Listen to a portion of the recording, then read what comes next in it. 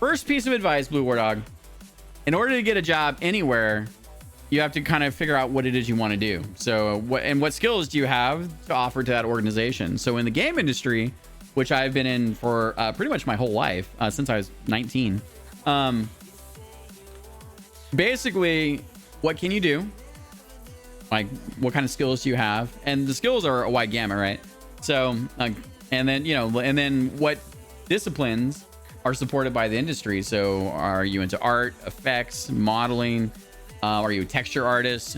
Do you want to be a designer? And if you want to be a designer, then there's a lot you need to be able to work on to do something like that. Like you need to work on your technical documentation. You got to do a lot of writing. So you need to be able to learn how to write succinctly and to write in a more technical spec fashion, because the way you describe things is how people are going to try to build them. And games in this day and age are complex for different reasons, because a lot of games are online, a lot have server backends, and so you have to have some working knowledge of how those things work so you can work on designs for that. Are you a UX designer? Are you in QA? Are you a programmer? My best advice for you, if you're learning programming and you want to be into games, then start as many prototype projects just to get your feet wet as possible. And the thing is prototype projects, I want to build a turret that can track a point and shoot bullets, right? Like, that's a great exercise. And learning to do that is going to help you learn how to build, and it'll also help you develop your 3D math or your 2D math, depending on if it's a 2D or 3D turret. And if you work in a game engine, then the next piece of advice is, once you become comfortable in your programming, find other people that you can collaborate with to make projects a little bit bigger.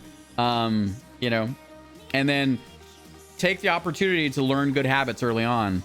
Project structure, data structure, being efficient. Even though it's a prototype, don't just jam it full of expensive pieces of art and gross uses of memory, right? Because when you think about building a game, it's like you only have 5 cups and you have a pitcher of water, right? And that pitcher of water can only be put in each of the cups, and each of the cups represent different subsystems. And so a big part of it is games are about crafting a type of experience, and the more focused that experience is, the more you're able to then weigh where you spend your effort, which is the equivalent of dumping that water in each of the cups. And you can't fill all the cups. You can fill one, but like, it's give or take, right? So you kind of balance it out. Metaphor-ish. And yeah, that's the thing, right? Is that, but networking in a way that, like, if you have skills, which you're working on skills, that's a beautiful thing. Congratulations. I think engineers and programming, there's still a good chance that at some points in my life, I may just switch and then start just going down the programming route. Like, still a possibility for me.